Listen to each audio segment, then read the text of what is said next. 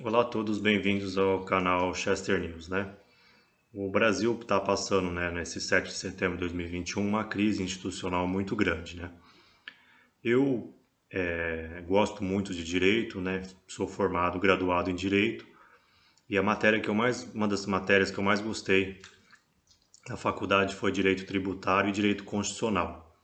Eu cheguei a estudar uma época para delegado da Polícia Federal e caía constitucional avançado na prova e eu estudei essa época constitucional e por gosto também. Então, assim, eu quero falar, não quero falar quem está certo, quem está errado, eu vou falar a teoria constitucional envolvida nessa crise atual do Brasil, né? Bom, em primeiro lugar, por coincidência, eu estou lendo esse livro aqui, ó, sobre a formação dos Estados Unidos. Por coincidência, História da Formação dos Estados Unidos. Os Estados Unidos, junto com a Revolução Francesa, em 1800 e pouco, 1700 e pouco, eles tiveram um objetivo. Os Estados Unidos foi a primeira constituição escrita do mundo. Então, assim, várias nações do planeta se espelharam nos Estados Unidos, que vem desde o João Sem Terra de 1200 na Inglaterra, no Reino Unido. O que foi acontecendo no mundo ocidental, moderno? A antiguidade toda, os reis, os príncipes e as religiões tinham muitas arbitrariedades, Com a evolução do direito romano, do direito anglo-saxão, os países e o povo foram exigindo mais direitos, com uma limitação às arbitrariedades do Estado. Então o que acontece? Os Estados Unidos fez uma lei limitando, falando que o poder emana do povo e é por ele exercido, nós também copiamos isso, na Constituição de 88, no artigo 1º. Ou seja, o objetivo das constituições dos países, da maioria dos países envolvidos, inspiradas na americana, é justamente limitar a arbitrariedade dos três poderes. E os monarcas, eles exerciam poder, por exemplo, eles faziam lei arbitrária, tipo, não fui com essa cara, vou te prender. Eles executavam, legislavam e eram os três poderes tudo numa pessoa só, no absolutismo. Então, assim, a evolução moderna foi justamente no sentido de que criarem regras, leis no direito, para que esse poder arbitrário fosse contido, ou pelo menos controlado, Na maioria dos casos, alguns países fazem isso com bastante sucesso, que têm instituições mais avançadas e outros menos. E Montesquieu, que é um francês, na verdade, desde a Grécia Antiga tem a questão da tripartição dos poderes. Mas ela foi difundida pelo Montesquieu, que disse que o ideal seria que três poderes se contrabalanceassem para o poder legislativo criaria as leis, o executivo executaria e o judiciário julgaria, daria a última palavra nessas questões. Ao dividir o poder, na teoria, nos países que conseguiram fazer isso com sucesso, um poder balancearia o outro. E é complicado, eu não vou entrar no mérito do que fez chegar, se a culpa é do presidente, é do STF ou do Congresso, enfim. Eu acho que o Brasil, de fato, está numa crise desde 2013, 2014, mais ou menos. Nós já estamos em 2021. O que aconteceu? Nós entramos numa pandemia grave, estamos quase no segundo ano de uma pandemia, e continua a crise política. Eu acho assim, não tem que achar culpado ou inocente. O fato é o seguinte, a gente está numa crise política que se agravou devido à pandemia. E as instituições, elas foram criadas para evitar a violência. Na antiguidade era muito comum, quando não tinha o direito desenvolvido, era muito comum as vinganças, que criavam uma anarquia na sociedade, os feudos, os castelos um contra o outro, as famílias, os clãs agindo em vingança. O que os filósofos propuseram ainda, 1500 mais ou menos, 1200, era que se existisse um Estado neutro, que tivesse um processo isento, prestem atenção, que tudo que eu vou falar é importante. Esse vídeo, inclusive, eu peço desculpa, vai ser um pouco maior, porque para entender esse problema filosófico, político, jurídico, econômico, sei lá, é muito complexo. Teria uns filósofos, a maioria, eu não vou citar nomes porque são vários filósofos, foram movimentos assim com, eu não sou muito bom também de citar nomes, então assim, eles foram tendo a ideia que se tivesse um terceiro isento para dirimir as disputas, um processo isento, ou seja, um Estado, né, um juiz no Estado, que não tivesse preferência nem por um lado nem por o outro, ele daria a última palavra para trazer a paz social. O que acontece? Vários países conseguiram fazer isso com bastante sucesso. Os Estados Unidos, por exemplo, são países com menos crimes, com mais justiça, com prestação de justiça mais efetiva, rápida, segura. Então, assim, o poder judiciário, na maioria dos países desenvolvidos, ele uma característica principal é ser isento e imparcial. Por quê? Não estou dizendo que o STF ou qualquer outro juiz não seja. O que eu estou querendo dizer é a teoria. Quanto mais isento possível, mais segura é a sociedade. Porque um juiz, porque assim, eu vou explicar que inclusive eu me inspirei a fazer esse vídeo porque eu estava discutindo essa questão da crise com amigos meus, amigos de infância lá, da cidade que eu morei. Então assim, eles falaram, não, mas o ministro do STF ele pode tomar partido. Eu falei, não, na teoria principal, o judiciário ele tem que ser isento, é um órgão como se fosse praticamente científico. Eu também não conhecia isso, eu só fui entender a teoria dos três poderes depois que eu fiz faculdade de Direito. É comum que haja essa confusão na sociedade, nada, não estou me gabando de ter o conhecimento, você pode ler os livros e ter o conhecimento mesmo sem fazer faculdade, se você for um autodidata, mas a questão é o seguinte, o judiciário ele tem que ser isento porque ele é o poder que dá a última palavra, ou seja, ele é o mediador dos conflitos da sociedade, inclusive os conflitos entre os poderes. Então, assim, os três poderes, as constituições dos países foram estabelecidas justamente para dirimir o caos que era a sociedade antiga, a perseguição política, religiosa, de crença, as guerras entre as pessoas por ódio ou conflitos em geral. O mundo inteiro ganhou com essa evolução que os filósofos elaboraram e depois ganhou força inclusive os Estados Unidos. E eu queria falar uma coisa aqui também, muito interessante que eu li nesse livro, A Formação dos Estados Unidos. Os Estados Unidos tiveram momentos conturbados, inclusive a Guerra Civil. Era comum, em algumas épocas nos Estados Unidos, 1800 e pouco, de terem brigas no Congresso americano, de eles irem com armas, com punhais e se agredir fisicamente mesmo nos corredores do Congresso. Então, assim, a polarização política, o crescimento das instituições, inclusive dos Estados Unidos, foram baseadas com muito erro, muitos fracassos, muitas polarizações, vamos dizer assim, os americanos, mesmo se você não gosta dos Estados Unidos ou é anti-americano, uma coisa é um fato, eles são muito pragmáticos, eles tentam aperfeiçoar as instituições, aprendem com os próprios erros e acabam servindo de exemplo institucional para o resto do mundo. Lá, a Suprema Corte americana, também eles são indicados pelo presidente, mas os juízes de primeira instância são eleitos pelo povo. Então, eu vou falar de uma característica do judiciário brasileiro. No judiciário brasileiro, os juízes são concursados de carreira, que é o que o Aires Brito, ex-ministro do STF, falou na CNN. O judiciário é um órgão técnico, porque são formados por pessoas de direito. Aí, o que isso tem a ver? Tem a ver, por exemplo, que o poder legislativo, por exemplo, você pode eleger um tiririca ou um caminhoneiro que seja uma liderança, não interessa, ele é uma liderança, um sindicalista que às vezes pode nem ter estudo, não estou tirando sarro do Lula, mas você, no poder legislativo, ele é democrático e acessível a qualquer um do povo. E o poder judiciário não é assim, é um poder técnico que você tem que ser formado em direito. Inclusive eu lembrei de um amigo que morava nas ruas, ele disse assim, uma coisa muito que me impactou. Não é quem é formado em direito que entende direito. Na verdade, Quem é direito é quem anda por caminhos direitos e tem uma vida direita.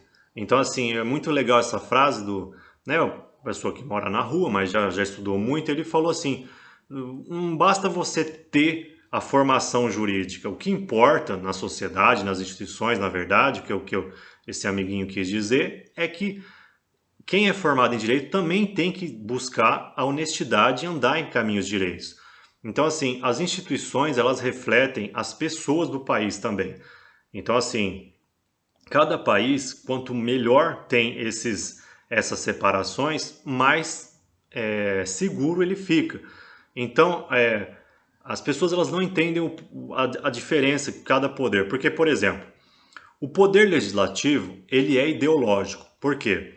Tem desde extrema esquerda, extrema direita, centro-esquerda, centro-direita. Então, assim, os políticos na campanha do poder legislativo, os congressistas, tanto os vereadores na cidade, deputados estaduais e federais, a função deles é fazer a lei. E o poder legislativo é um poder ideológico por natureza, porque é onde você tem aquele embate de ideologias. Então, por exemplo, vamos liberar a arma ou não, vamos liberar as drogas ou não. O lugar certo de embate político, inclusive na Constituição, fala que o político, o congressista do Legislativo Nacional e todos os outros não podem ser presos por questão de opinião, justamente porque o poder legislativo é o poder ideológico por natureza, é onde o conflito entre esquerda e direita, em resumo, se dá. E é o poder certo de se ter brigas ideológicas. Então, assim, é normal que o poder legislativo tenha essa questão política. Né? Vamos segurar isso aí. Então, o legislativo é o lugar onde tem essa briga ideológica. O poder executivo, que os Estados Unidos se inspirou, ele é mais ligado nos Estados Unidos às ordens militares, ao exército, ao pentágono, é aqueles que executam as ordens. Então, o que acontece? O Poder Executivo tem os vários ministérios. Ministério da Saúde, é como se fosse um exército, com hierarquia. Então vai lá, o Ministério da Saúde, que é ligado ao presidente, fala, vamos fazer uma campanha. Pá. Aí vai descendo o organograma lá, presidente, ministro da Saúde, aí dá aquela ordem para todos os hospitais do Brasil. Então, assim, o Executivo, ele é o poder que bota em prática as questões nacionais. Então, assim, e também é um poder ideológico. Por quê? Mas, prestem bem atenção, o Executivo, o presidente, ele discute na campanha a proposta dele. Então, Bolsonaro, ele fez lá, ele ganhou em 2018 falando, eu sou pró-família, sou pró-arma, sou pró-isso, pró-aquilo. A população discutiu isso na campanha, e aí o que acontece? A eleição do poder executivo, do presidente, a população democraticamente elege um programa de governo. Queremos o Paulo Guedes, eu vou pôr o Paulo Guedes, foi aquela época da campanha. Queremos menos estados, menos impostos, vamos fazer reforma disso, reforma daquilo. Então o poder executivo, ele é ideológico no momento mais da campanha. Ele fala, a gente vai executar o programa tal, que ideologia tal, vamos defender os valores tais. Então o poder executivo discute na campanha isso.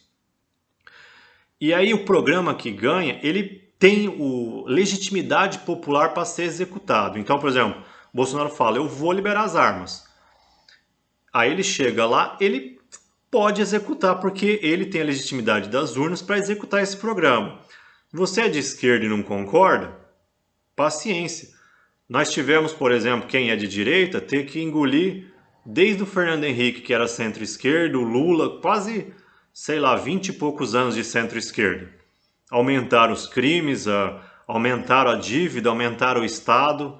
Foi esse o programa da centro-esquerda. Fizeram um Estado gigante, a população pobre, dependente do Estado, sem poder empreender, enfim. Não vou entrar no mérito, mas era a proposta da esquerda, porque a proposta da esquerda é essa, é mais Estado, mais imposto, mais paternalismo, mais isso tudo mesmo. Aí o que acontece?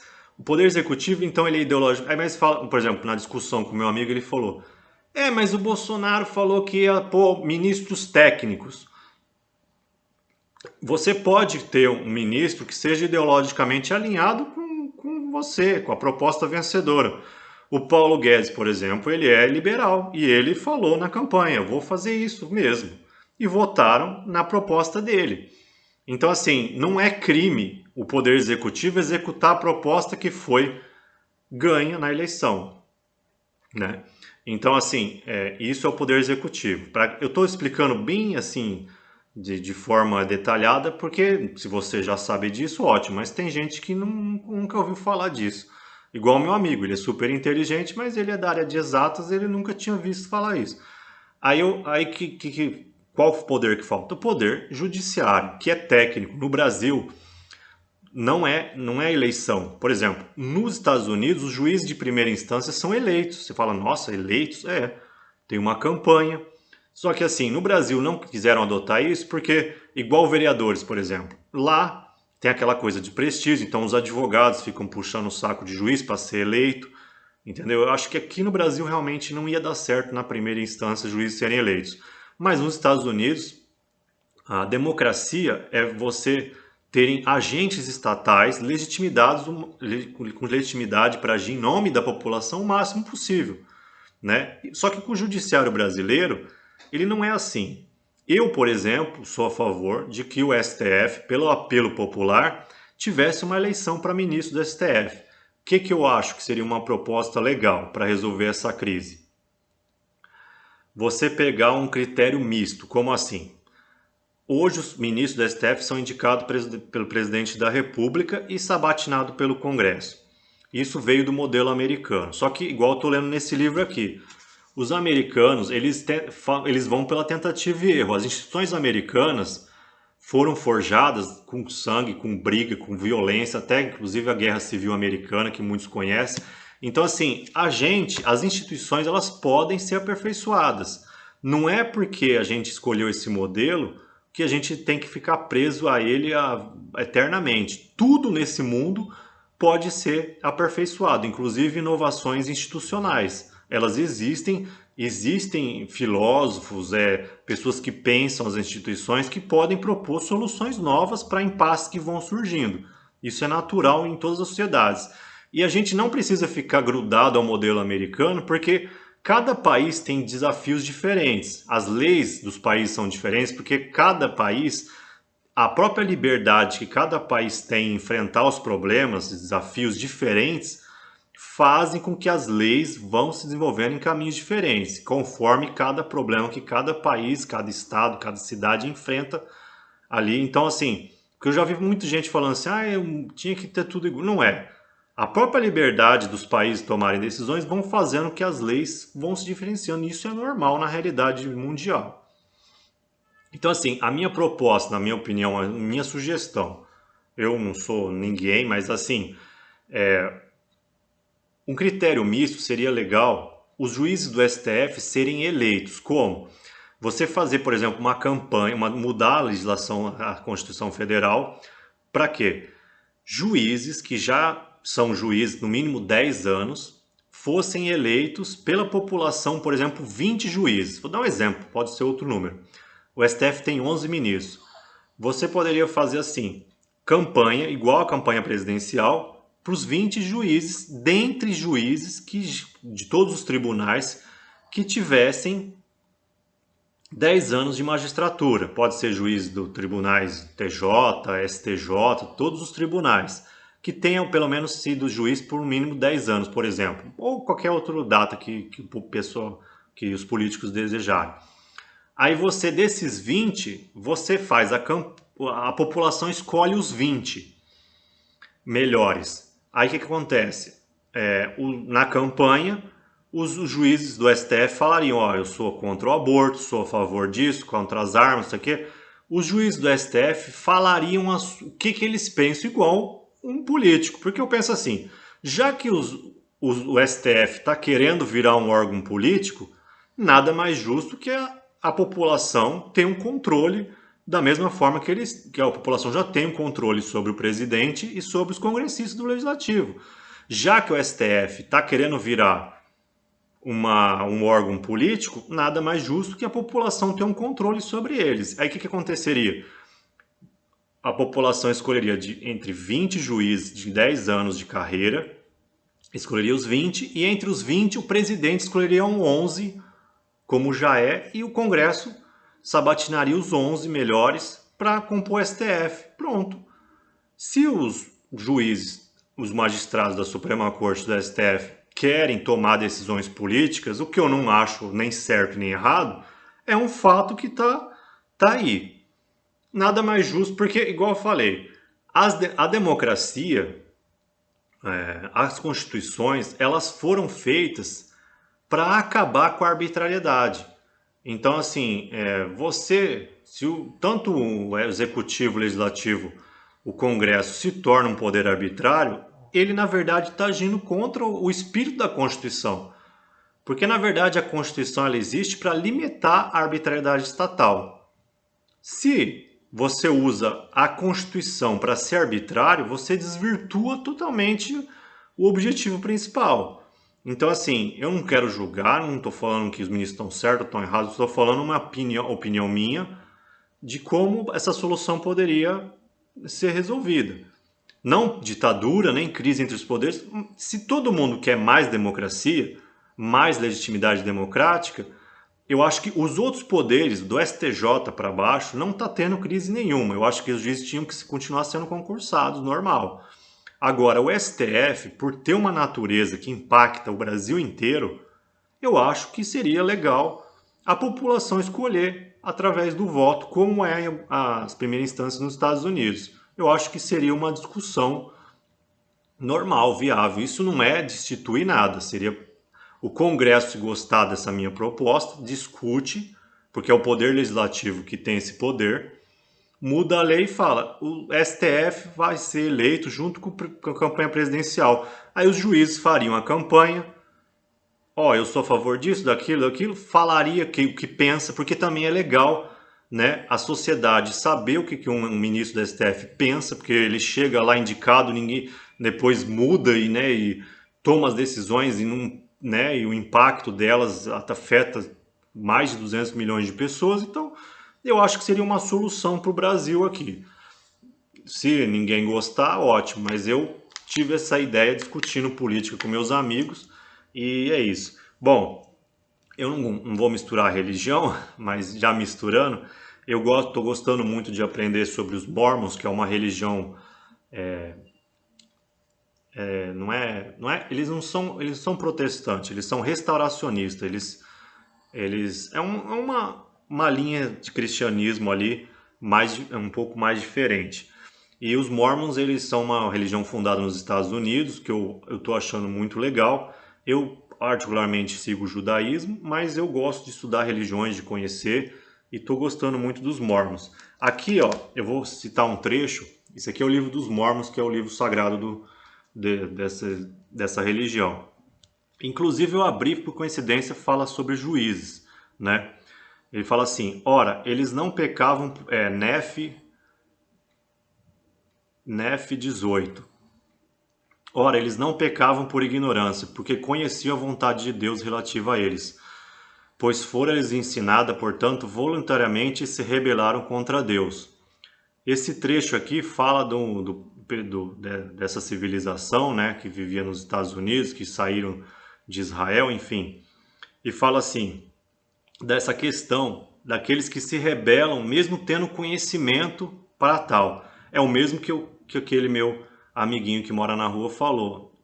Quem é formado em direito não é quem tem o diploma de direito, é quem anda por caminhos direitos. Então, assim, o que ele quis dizer, não adianta você formalmente ter o conhecimento se na prática você não aplica. E aqui fala um pouco mais para frente, na parte 6, 18, agora eu estou falando da 27, Ora, aconteceu que aqueles juízes tinham muitos amigos e parentes, e os demais, sim, quase todos os advogados e sumos sacerdotes, reuniram-se e aliaram seus parentes dos juízes que iam ser julgados de acordo com a lei. E fizeram convênio uns com os outros, sim, aquele convênio que lhes fora transmitido pelos antigos, ao qual fora dado e ministrado pelo diabo de se unirem contra toda retidão. Portanto, se uniram contra o povo do Senhor e fizeram convênio de destruí-los e de libertar os culpados dos assassinatos das garras da justiça, a qual estava prestes a ser aplicada de acordo com a lei. E desafiaram a lei e os direitos de seu país, e fizeram convênio entre si de destruir o governador e estabelecer um rei na terra, a fim de que não fosse mais uma terra livre, mas que ficasse sujeita a reis. Ou seja, desde as religiões antigas, da antiguidade até as mais próximas, é comum que juízes deturpem a lei, os costumes antigos, para questões políticas. Então, assim, as constituições modernas, inclusive a americana, que serviu de exemplo para o mundo todo, ela teve o objetivo de limitar o poder do Estado. E eu expliquei como funcionam os três poderes, que o judiciário ele tem que ser obrigatoriamente isento. Porque o que parece que está ocorrendo? Eu não vou fazer uma... Não estou ameaçando a STF, nem dando a entender que eles estão errados, não. Mas o que está acontecendo que eu vejo muito na CNN? O Congresso, ele tem partidos de oposição de esquerda, eles entram com uma ação no STF já, parece que, inclusive, por exemplo, por que pode ser assim? Inclusive tem encontros de ministros do STF com políticos de esquerda. Isso num país decente já seria um escândalo terrível, um juiz de uma Suprema Corte se reunir com políticos de um lado ou do outro. Isso já seria, nos Estados Unidos, uma falta gravíssima. Eu não sei se seria destituição ou não, mas já seria um absurdo. Então o que acontece? O que está acontecendo muito no Brasil é o seguinte, parece que é uma jogada combinada. Eles pegam os partidos de esquerda, entra aqui com uma ação, o STF já aceita aquilo como se fosse uma jogada combinada, entendeu? Então, assim, isso não pode ocorrer em nenhum país sério do mundo, isso poderia ocorrer. E você já combinar, tipo, um resultado, tipo assim, ó, vamos entrar com uma ação, a oposição, aí eu libero tal coisa, trava tal coisa. Então, assim, essa crise que já está instalada, não quero dizer quem está fazendo isso ou não, mas magistrados do STF, né, ministros, são vistos com políticos de esquerda. O que eles estão conversando? E antes de acontecer algumas ações, então isso está completamente desvirtuado, né? Eu acho que uma solução seria a eleição de juízes, sim, do ministro, não os outros, do STJ. Tá, os outros tribunais, na minha opinião, com todo respeito, não sou ninguém, sou um cidadão brasileiro dando a minha opinião, inclusive com a guarida da Constituição, de você dar a sua opinião. Eu posso estar errado ou certo, não interessa. Quem tem que decidir se a minha sugestão é boa ou não é o Poder Legislativo, altera a lei e pronto. Não gostar, não faz nada, continua a crise política e ninguém sabe o que pode acontecer com o Brasil. E é isso, bem-vindo ao canal Chester News. Eu deixei de fazer vídeo porque eu estava com questões pessoais para resolver, né, da minha vida pessoal, mas eu estou acompanhando muito o que está acontecendo, estou preocupado, inclusive, com o grau de instabilidade que o país está, mas eu acho que a gente tem que buscar soluções, né? O ideal é que as soluções elas apareçam e sejam tentadas, porque o brasileiro ele é muito criativo, é um povo muito trabalhador e teve as manifestações do 7 de setembro, espero que não saia da normalidade. Eu sou a favor da Constituição. Eu acho que a própria Constituição nossa brasileira, ela é muito boa. Inclusive, com todo o respeito ao Ernesto Araújo, que eu vi que ele propôs de fazer uma nova Constituição. Eu, com todo o respeito ao Ernesto Araújo e a admiração que eu tenho por ele, eu não concordo com essa ideia de mudar a Constituição no meio de uma pandemia. Países, por exemplo, que tentaram mudar a Constituição, igual o Chile, no meio de uma pandemia, na verdade veio uma Constituição pior do que a que já estava. Então, assim, historicamente, pelo conhecimento que eu tenho, não é recomendável mudar a Constituição num momento de instabilidade e caos. Porque, vou falar o português claro, em verdade, eu vou dizer a verdade. Tá todo mundo maluco e instável. Os políticos idem. Então, assim, você fazer uma Constituição na hora que tá todo mundo estressado e maluco e desestabilizado, é mais fácil vir uma Constituição pior do que a que já existe. Então, assim, a nossa Constituição, por mais que crítica que tenha, ela eu acho, na minha opinião, ela é muito equilibrada. Ela tem poder ali para durar 200, 300 anos, porque ela fala tanto aos direitos sociais, direitos de liberdade, quanto a liberdade, quanto o equilíbrio ali entre esquerda e direita. Então, assim, eu não mudaria ela, porque existem excessos, coisas que as pessoas não concordam, mas a Constituição ela é como se fosse aquela pedra em cima da pirâmide ali.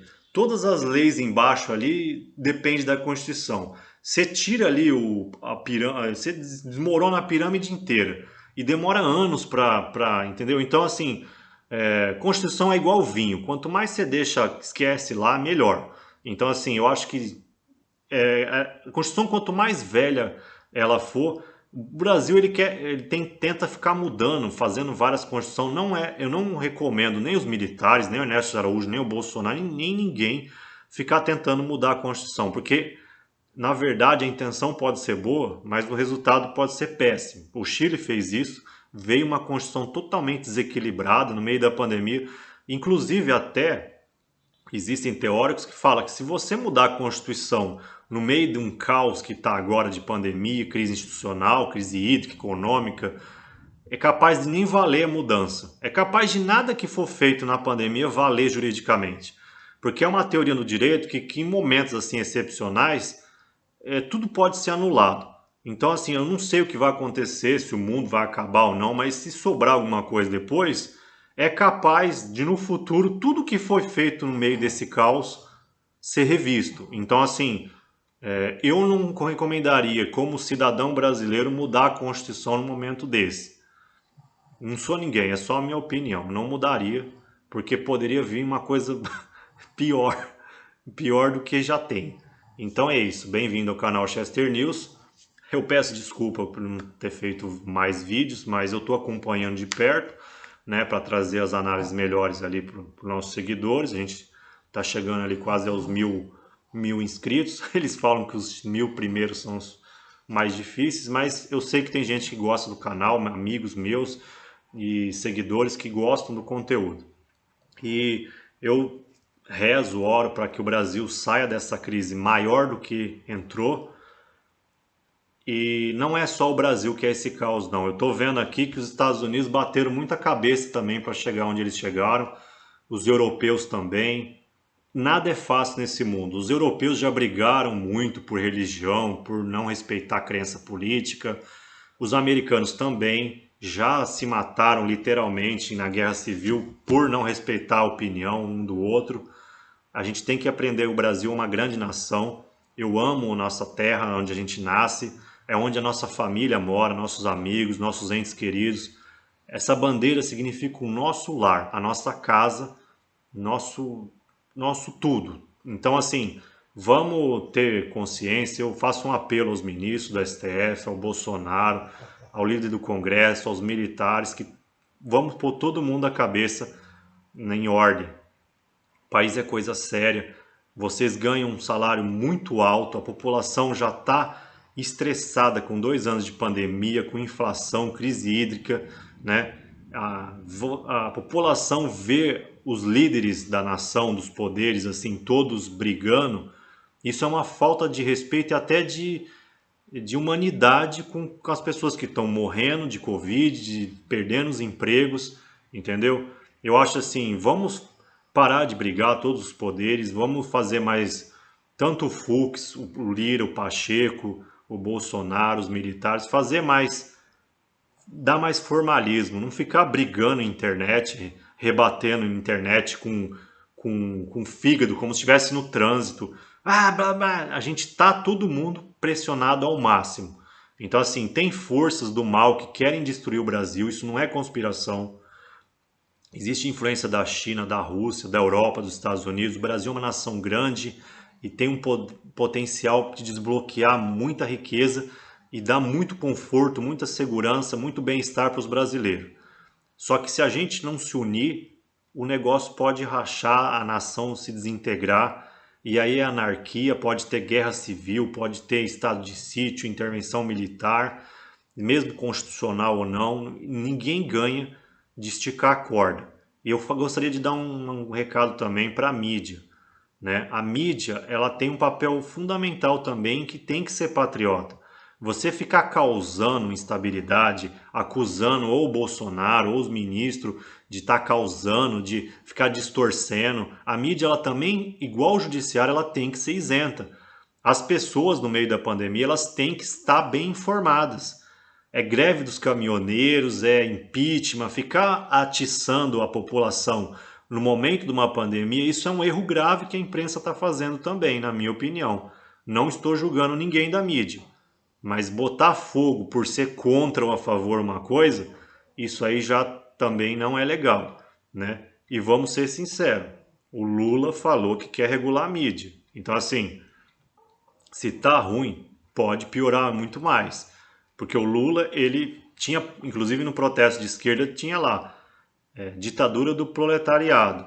Entendeu? Então assim, estão querendo falar que o Bolsonaro é antidemocrático, mas quem, por exemplo, já falou bem do Partido Comunista Chinês, que é uma ditadura, e também querer colocar uma mordaça na internet, na mídia, então assim, a gente tem que ver quem é realmente quem está querendo ser ditador aí.